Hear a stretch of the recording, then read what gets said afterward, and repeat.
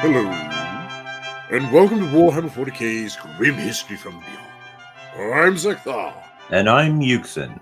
and we are the chroniclers of all that was, and all that will be in the 41st millennium. We have seen the rise and fall of many empires, and this month we'll be discussing the backbone of the Imperium of Man, the Astra Militarum. Indeed.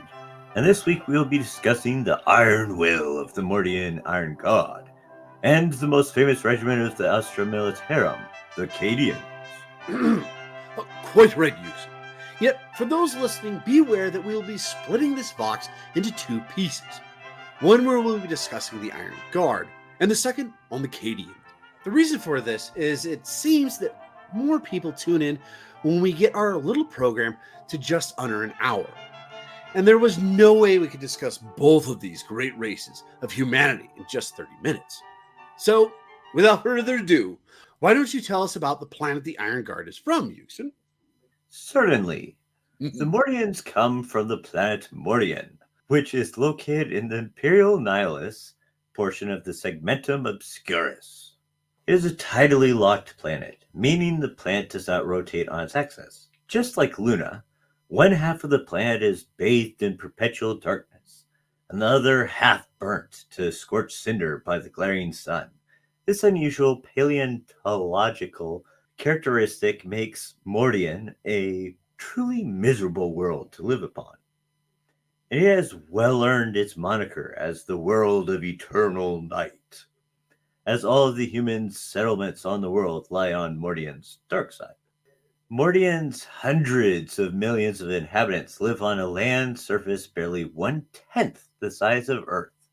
Its hive cities are characterized by pyramidal, multi-level towers rising like mountains towards space. The government is known as the Tetrarchy and strictly controls and rations the planet's meager resources. Mordian naturally breeds discontent, and the Iron Guard is the only thing that stands between order and total anarchy.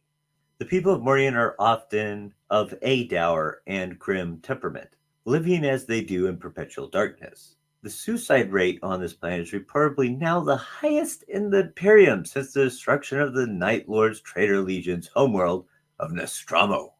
So, wait a minute. Hang on half a second. Are you saying they've been holding this record for the last 10,000 years? Looks like it. Yippee, I guess. There is so much discontent among the people, in fact, that the Iron Guard spend much of their time simply keeping the populace in line when they are not deployed to Imperial war zones. I mean, they ever think of like a potluck or I don't know, something to, get things rolling? Maybe like Potluck at night. Now fireworks. There you go. How about some fireworks? Okay, sorry.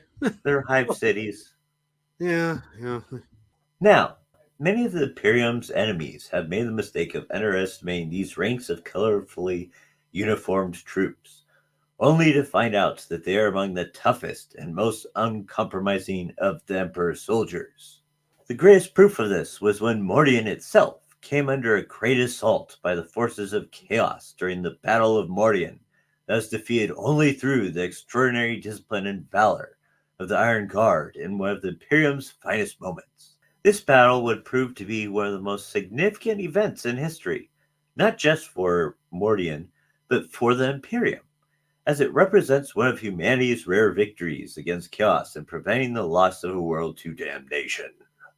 You see, the seeds of Mordian's doom were sowed during an especially hot summer, thanks to a secret conspiracy begun by greedy men seeking personal enrichment, even if it came at the expense of millions.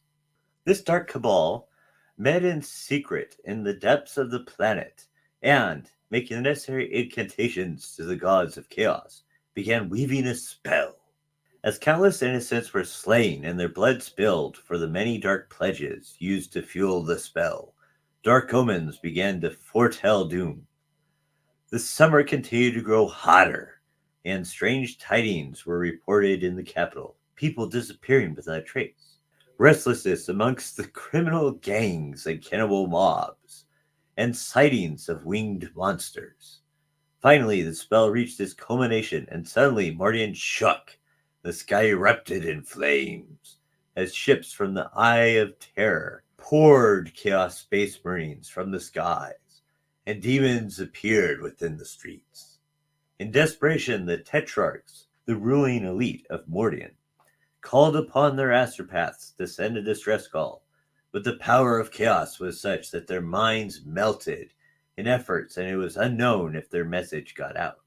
Where lesser men turned and fled in the face of nightmarish terrors and eldritch abominations, the Iron Guard stood firm. Among the most loyal and determined of the Imperial Guard, they laid low many a foe with volley after volley of disciplined fire, and would have fought to the last man at that moment, realizing their sacrifice would achieve nothing in the face of such overwhelming forces. The order to withdraw was finally given, and with reluctance, the Iron Guard regrouped around Mordian's capital. While chaos ran rampant across the rest of the planet, the Iron Guard fortified the capital for the final battle. Every building became a fortress, every tower a strong point, and every street and plaza a killing zone for the Iron Guard's carefully sighted weapons. The defense of the capital would be coordinated from the Tetrarchal Palace itself, located in the center of the city. When the final assault began, the Iron Guard's preparations paid off, channeling the Chaos Marines into prepared fire traps, where they were destroyed by well-disciplined fire. The defenders were caught off guard, however, when a bedraggled horde of cultists rose up from the sewers beneath them, sacrificing themselves in the thousands that the Iron Guard was unprepared for the next wave of Chaos Marines demons. The forces of chaos moved with purpose, but while they were forced to retreat, the Iron Guard's lines never broke. As losses became too heavy or position untenable, they'd withdraw to the next defensive line, preserving what they could of the remaining men and material. Street by street, building by building, they fell back towards the center of the city with all the tactical brilliance and discipline the best Imperial troops could hope for. And yet eventually there would be no more ground to give. Finally, the Iron Guard were forced back to the Tetrarchal Palace, their last stronghold on the planet. In the glare of the burning city around them, they fortified it for their last stand.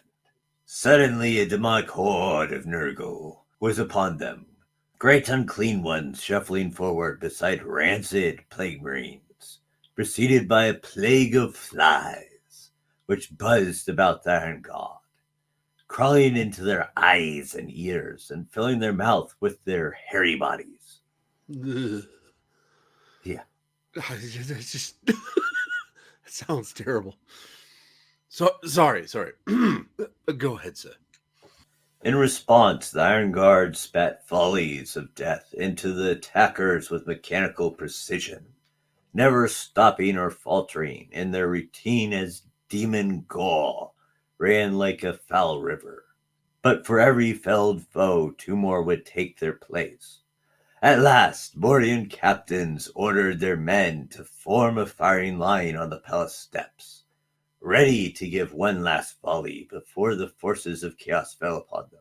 Unbeknownst to the defenders, the spell which had brought the foul creatures to Mordian had nearly spent all its energy, while beyond the planet's orbit, Imperial Psychers had been busy weaving their own counterspell. At that moment, the demonic beings began to dissolve before their very eyes, and the sky changed back to its customary black, revealing the orbiting Imperial starships. Victory was achieved, thanks entirely to the Iron God and their heroic defense, by enough time for the Psychers to work their abilities. This came then to one of the Imperium's greatest victories without, I might add, the aid of the mighty Space Marines. Yeah, that's actually kind of interesting. But okay, before we move on, I do have a few questions. First off, I'm just going to go ahead and state this. We did a Vox on the Chaos Gods. And when we discussed the Chaos Gods, Nurgle came. We obviously talked about Nurgle. And it was almost, I mean, when you when people that love Nurgle, they talk about him as like a grandfather figure, right? They in Right. fact call him Grandfather Nurgle. And it's almost like he's just a force of nature. He is the concept of decay and then rebirth. Right. And you're thinking, well, that's not too bad. And then we hear about this. Bugs just flying all over the place and just like murdering people. Little tiny bugs. It's just, They're choking them, yeah. yeah. And then you're just like, oh, yeah, he's a chaos god. Forgot about that. And the Plague Lord. Yeah. Lord of Yeah. Plagues. But getting back to this, I will say one of the things that, like I said, anyways, is very interesting is the fact, first off, there are no Space Marines in this story No. at all. So that means that the Mordian Iron Guard held off the defense of greater demons and Chaos Space Marines. That's fairly impressive for the Imperial Guard. I mean, the only other group I can think of that is really known for doing that, and they're not really known for it, is the Catechins. I mean, they're not really known for killing Space Marines, but Well, except for Straken. yeah, except for a little commander of the Night Haunters. But I mean, can you think of any other Imperial Guard that really has been known to do something like this? No, but I haven't known many of them that have had their plant attacked and by Space Marines, particularly, and lived to begin with. Ironically, now that you mentioned that, the only other one that I can think of is the Catechins because of the 13th Black Crusade. But we will be talking about that. You mean the Cadians? Oh, did I say Catechins? My bad. Yes, you did. My bad. Okay. And they didn't succeed, though. No, they didn't. But I'm sure that they killed quite a few hired demons and Chaos Space Marines along the way. They did have a lot of help, too. They did. That is actually one of the things that's very interesting. So let's take those two worlds anyways. We got Cadia. I know we're probably going a little bit outside of our stretches, but that's okay. We'll take Cadia and we're going to take Mordian, right? And both were assaulted by Chaos Space Marines and demons. Now, mind you, anyways, Cadia, there was a whole lot more going against it. I will give him that. I mean, it was the 13th Black Crusade. It was huge. As opposed to Mordian, which was this goofy spell that somebody came up with. And then all of a sudden, everything just like dropped on their planet.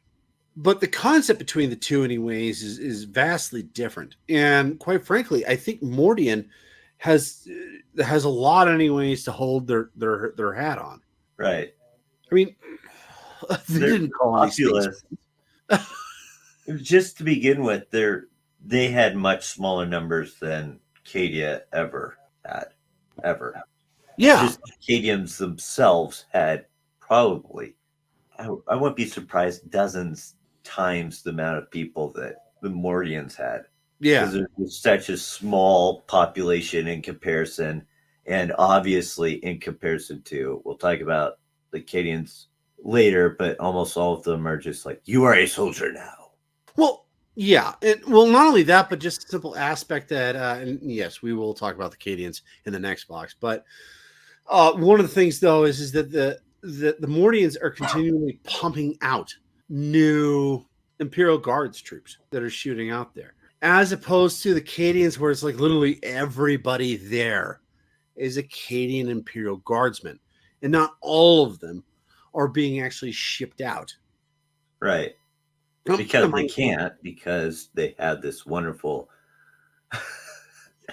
chaos gate right next to them. Yeah, true. Now, mind you, anyways, when I say not all of them, I mean, we're really talking about like 1/10, but even still, the concept behind it, though, is drastically different. And to me, anyways, the aspect that they actually held their own is really interesting and quite frankly, admirable. Now, real quick, before I get into how they did that, what do you think about this whole Battle of Mordian? It's first off, it's a great story, and you Yeah. told it very well, Yuxu. I appreciate that. Except for the cop out at the end. What do you mean? The psychers pop up and save the day at the very, very end. It's like, what? Okay. Yeah, well, okay. Well, first off, anyways, did we ever? I mean, and I did my due diligence, tried to find this after we went through the script. But did you ever find out, anyways, where the Psychers came from? Were they from like the Imperial Navy, or were they from Mordian itself? Well, I doubt they were from Mordian itself, or else they would know that they were there to begin with, which Okay. apparently they weren't aware of them being there. So what you're saying is that before one of those Psychers got their brain melted, at least one of them actually was able to send off a transmission. Yeah, that's Okay. my guess. And all the Imperium sent back was Psychers? Well, I assume Wow. because there was so many Imperial starships, because you have to remember also somehow these Chaos Space Marines decided to leave. So there had to have been also a significant amount of starships there. Which actually makes this defense far more. Which questions the Imperium itself. Well, no. Hang on a second. This makes this defense, anyways, far more important and great. On the aspect of it's either one of two things either happening. Either A, just a bunch of Imperial Navy showed up with their Psychers, and Chaos Space Marines saw a look at that and said, well, I guess we give up because the demons left, which isn't something that Chaos Space Marines really do.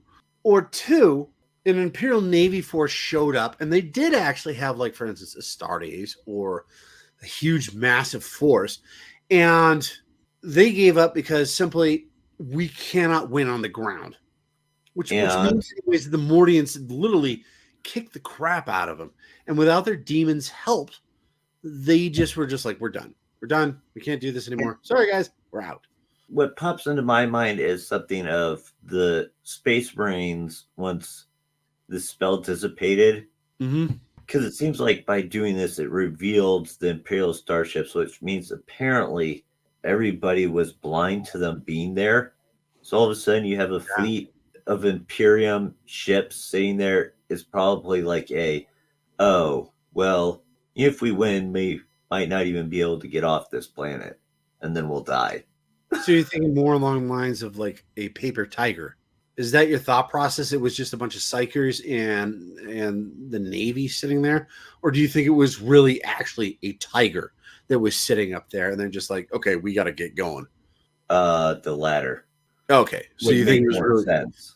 You really think that it was actually like the Austro Militarum had shown up along with the Adeptus Astartes, and they're all ready anyways to pounce on this? Well, probably not the Astartes, or else the Astartes would have gone in even with the cloud and the right.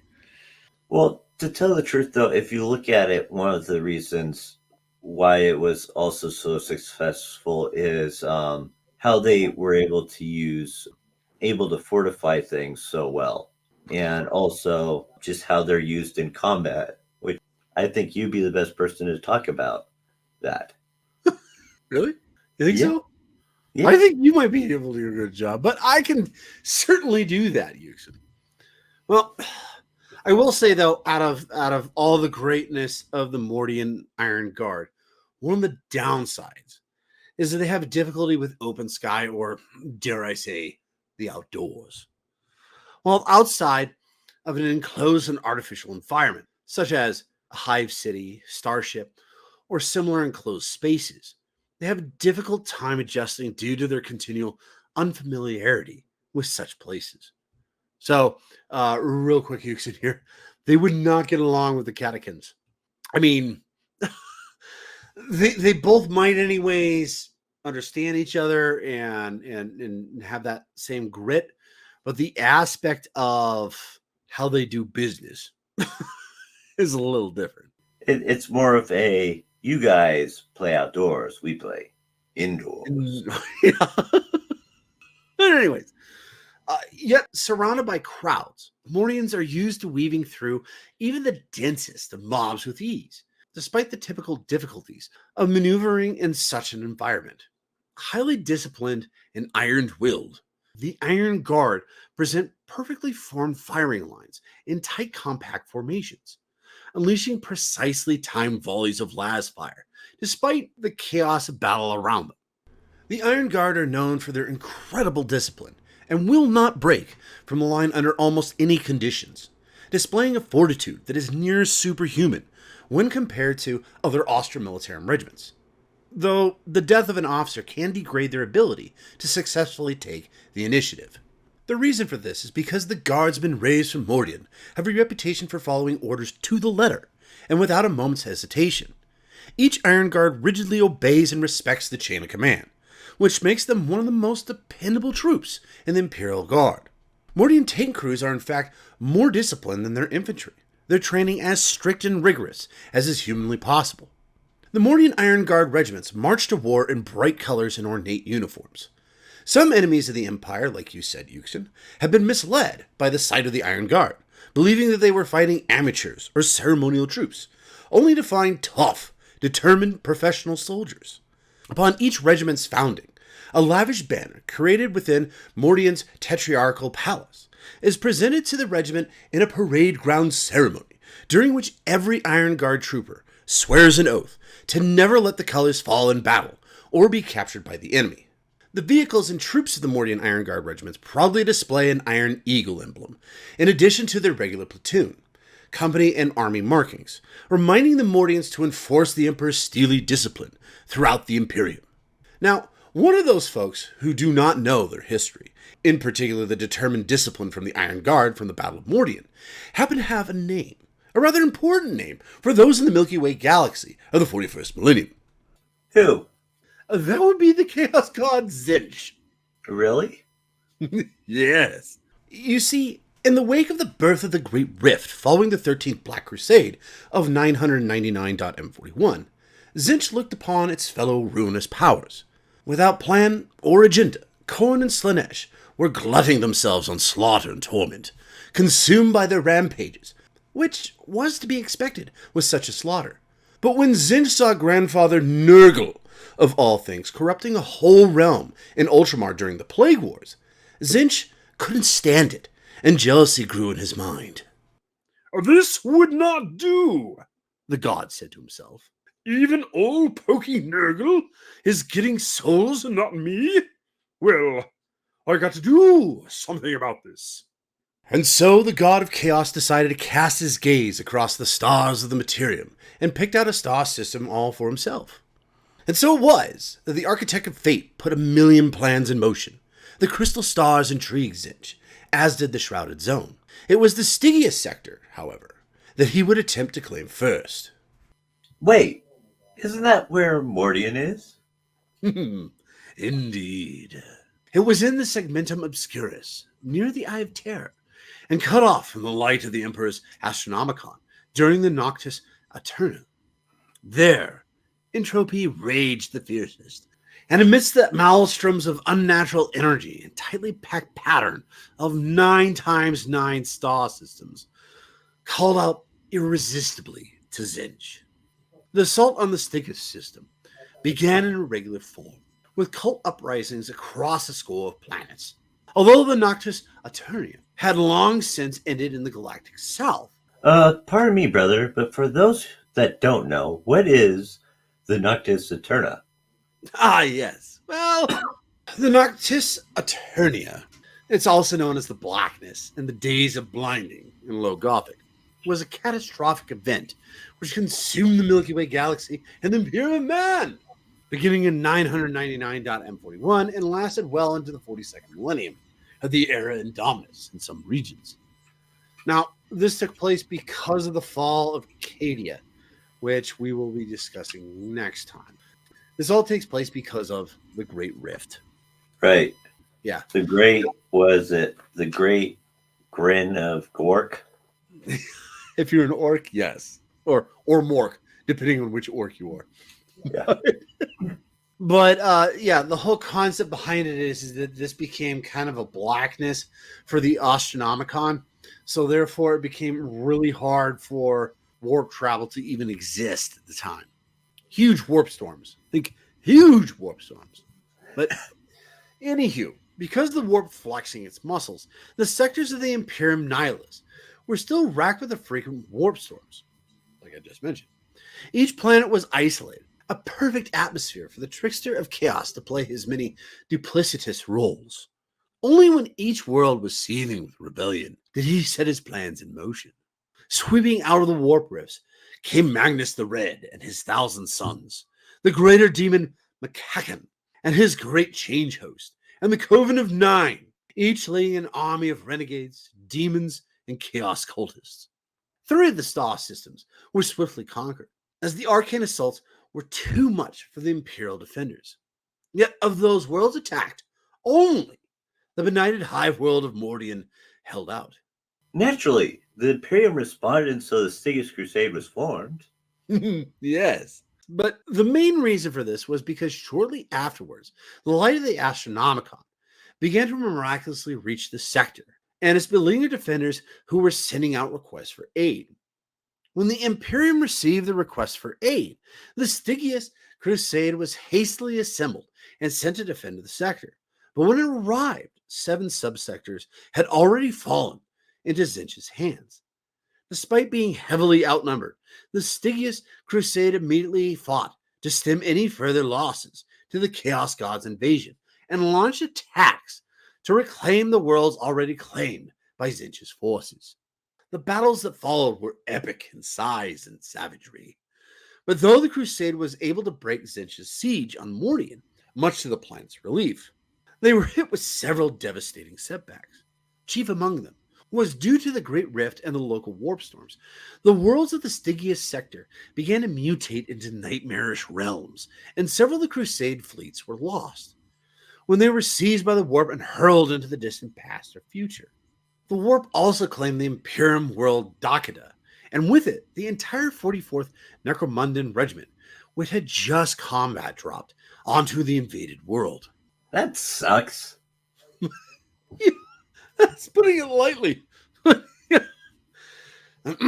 Anyways, this unfortunately was just the start of the Stygius Crusade's downfall, as Tzeentch's hordes began to overwhelm the Crusade's forces, and even the ghosts of the dead rose up to aid the Chaos God's conquest of the embattled sector.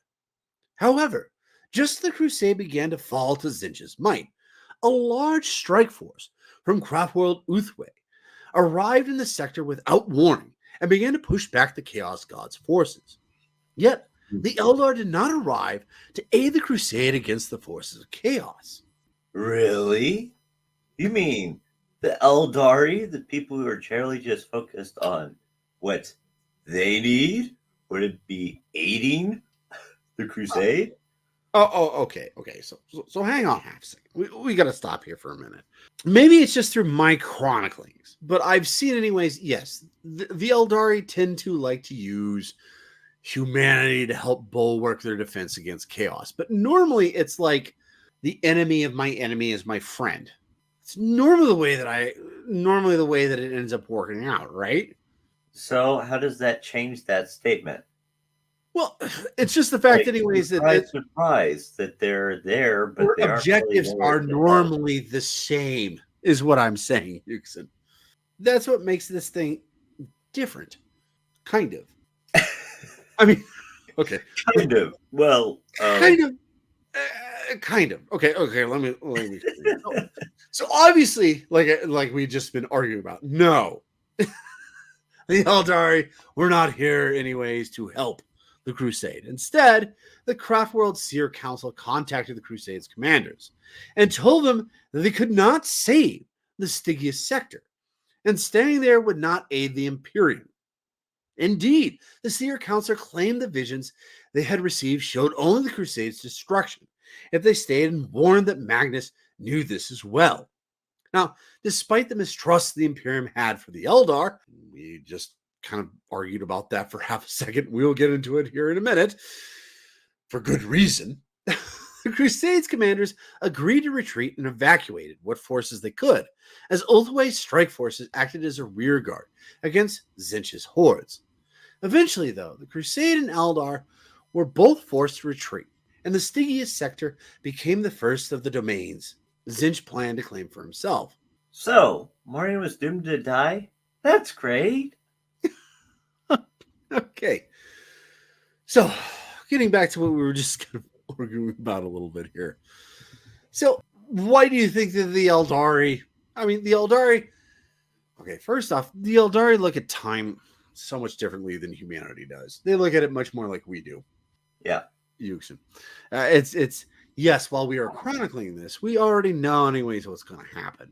So, the Eldari do that to a lesser term. Let's put it that way. They're okay. The best way I've ever heard it described, I think you actually said it, Yuxin, and it was, well, the Necrons use science to look into the future. The Eldari use mysticism and wizardry to do the same thing. Am I getting that right? I'm not sure. Maybe it's because that's really what it is, right? Let's face it. Go ahead. Well, they technically use the warp, ironically, to help see the future. Right.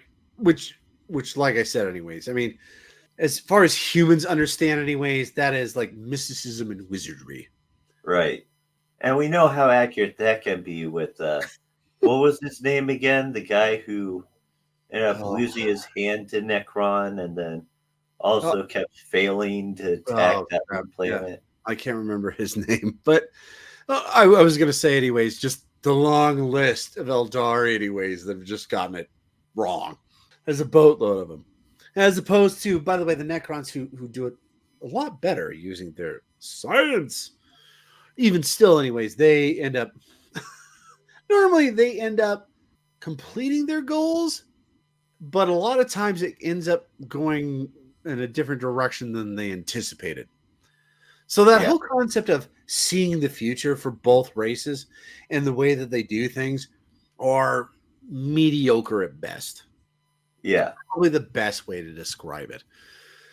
Now, the difference, though, is one of the huge difference, though, is that the Necrons normally don't try to establish humanity with help, as opposed to the Eldari that do.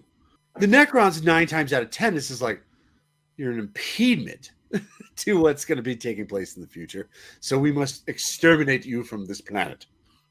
In comparison to the Eldari, which you're going, we will use you. Exactly. And we're come in and say we are aiding you, but are they really? Yes, which brings it back actually to Mordian.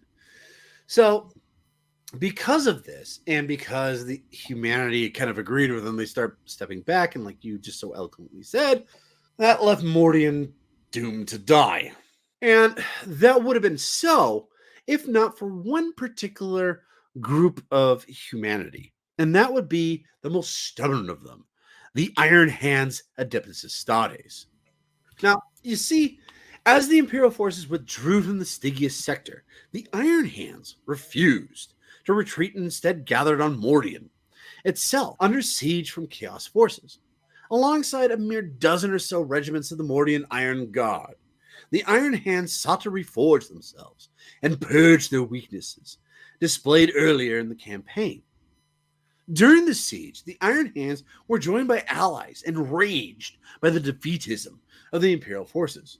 Among them, the Brazen Claws, the Fire Lords, the Silver Skulls, the Sons of Medusa, and the Iron Lords, in what became known as the Iron Crusade. Couple of things. One is, aren't the majority of those foundings of the Iron Hands? One might say yes, and one would be correct. Which would lead to the name, yes? Mm-hmm, mm-hmm. But, Zektar, shouldn't we wait to talk about this until we discuss the Iron Hands?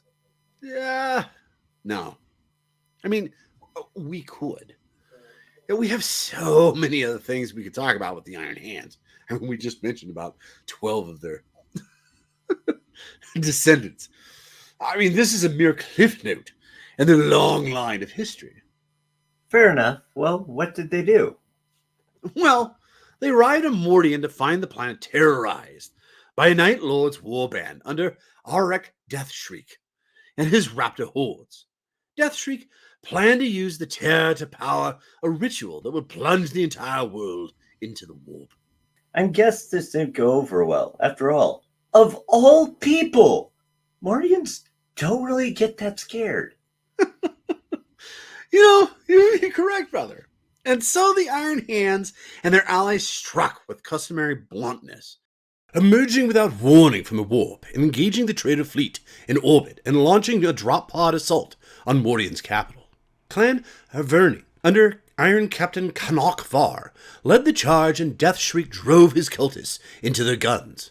One by one, the remaining Iron Hands clan companies joined the battle, and Deathshriek was wounded in single battle by Iron Captain Var.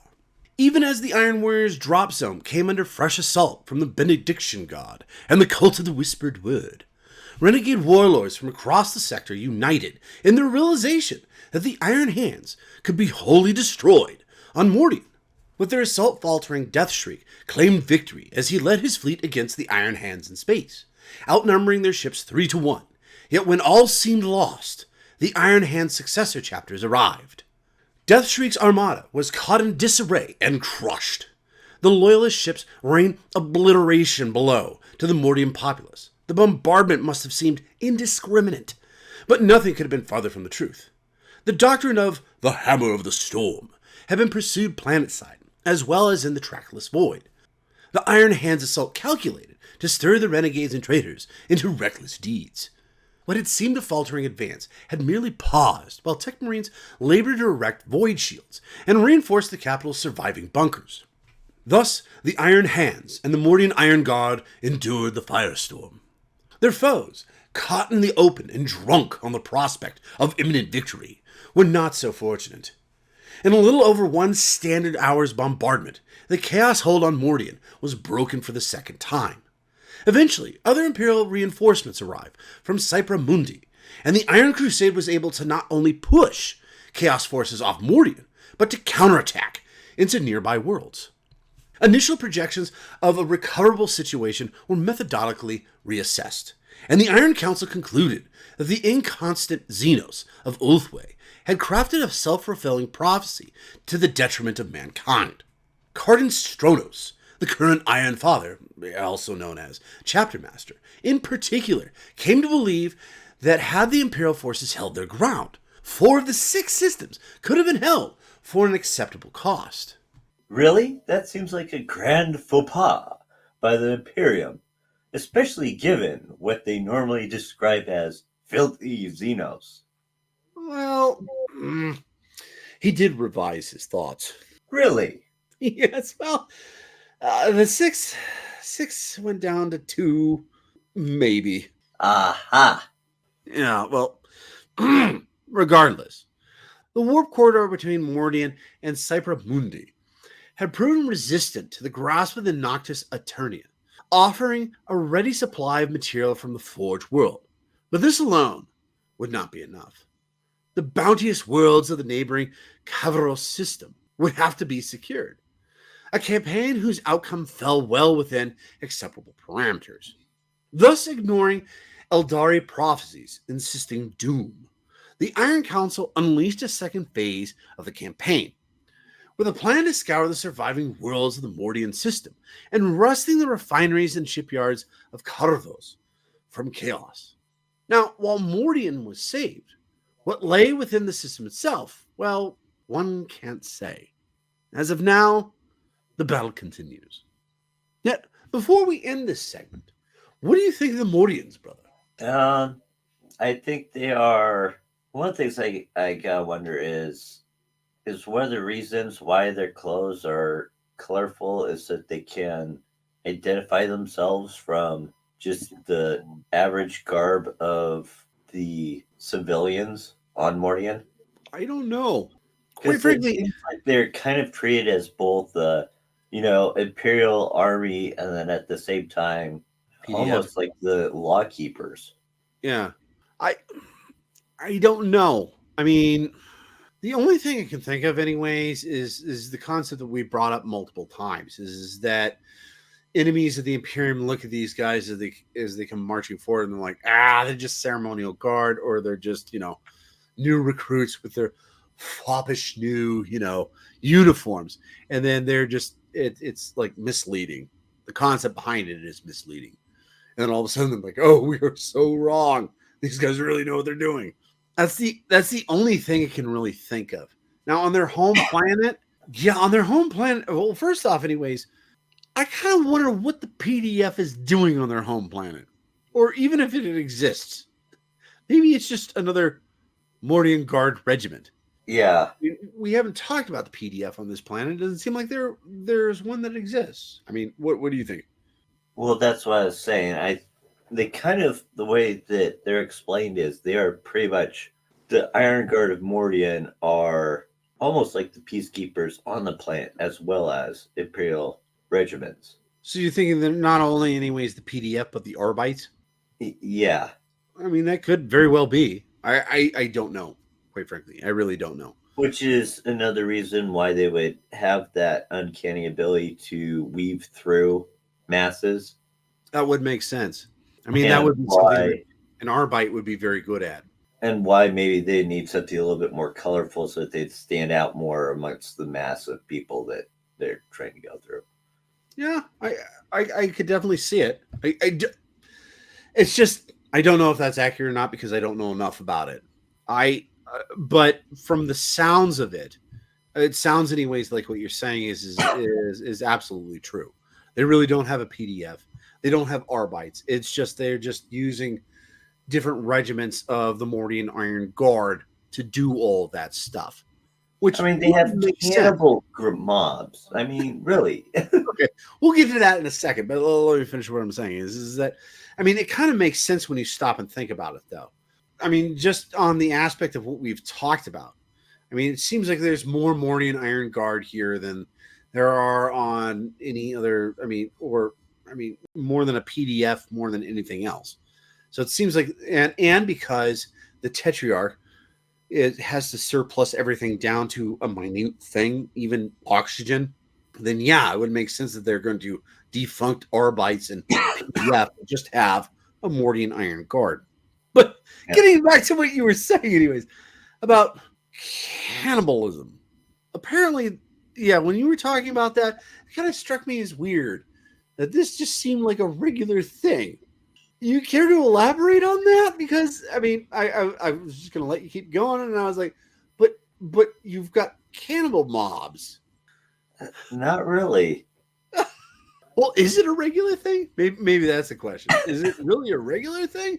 Like gangs?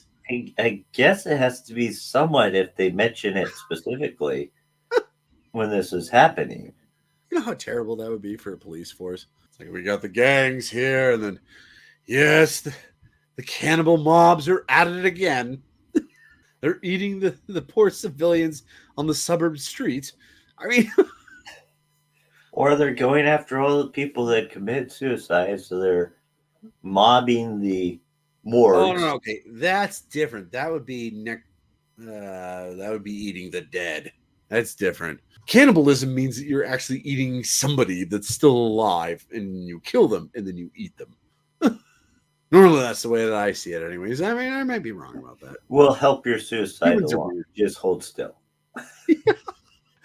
Well, All of a sudden, the mobs going through the streets. Anybody want to commit suicide? We'll help you with it. Sorry, just very go ahead. dark. We'll tie you to this stick, and then we're going to put you over this fire, and we'll slowly spin you. Yes, you will. You will eventually commit suicide. It's just going to take a while. And we're going to also, anyways, we're going to pour like sweet chili sauce over the top of you. Okay, so I don't know how much of this is going to remain in here. Okay. And yes, this is very dark humor.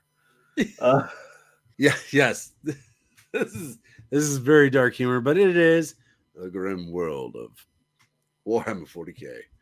Yeah. I don't know. We didn't talk about it as much, anyways, when we talked about Krieg. But I mean, the concept of cannibalistic mobs being a normal thing on a planet doesn't strike me as unnormal.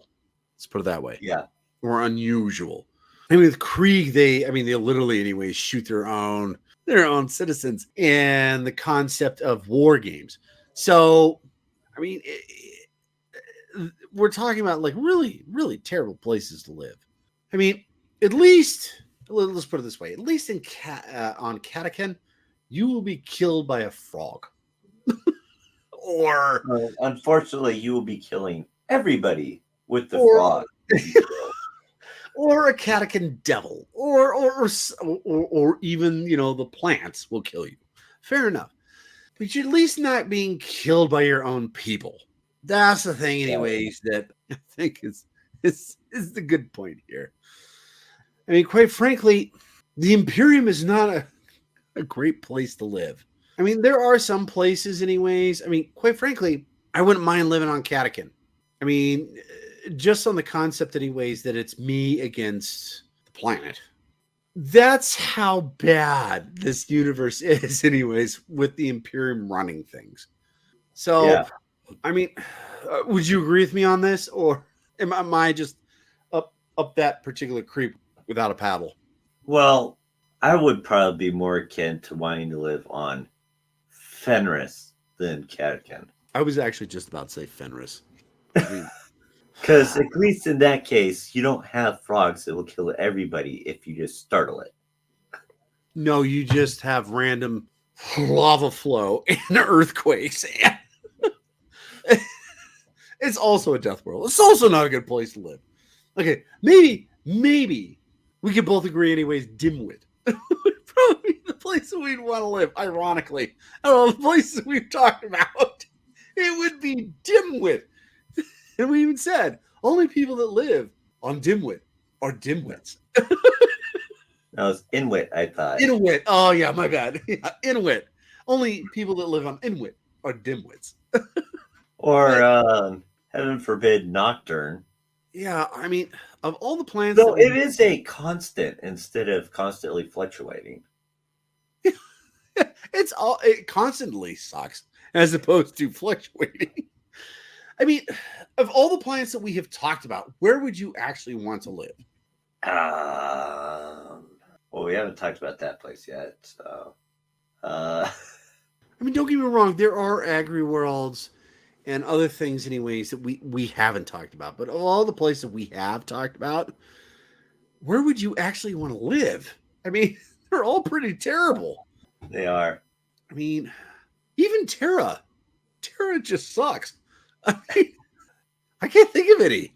There's just not any really good planets to live on. I mean, Talon, out of all of them, Talon doesn't actually seem half bad. I mean, it's a desert, sure, but If your system goes wrong, you'll just dry up and what's left of it, Dehydrate. anyways, will be given into the water system. So, remember, anyways, when you're drinking water on Talon, you're drinking among friends, even if they're not there. And unfortunately, on that sad note, that is time to end on our first chapter here. But I hope you enjoyed this box. So much so, anyways, that you will join us for next box, when we will talk about the most famous regiment of the Imperial Guard, the Cadians. awesome. Can't wait to talk about them. But if you're still listening to this, then if you can be so kind as to push that subscribe, like, or follow button, if you wish to help us expand our work on 40K lore, by all means, support us by joining our membership program on our YouTube channel, Tales of Ashiraka. Indeed. Now, if you're watching the premiere on YouTube, join us in a few minutes for the Cadians. If not, have a great day. And as always, until next time, this is Ekthar, And Yuxin. signing off.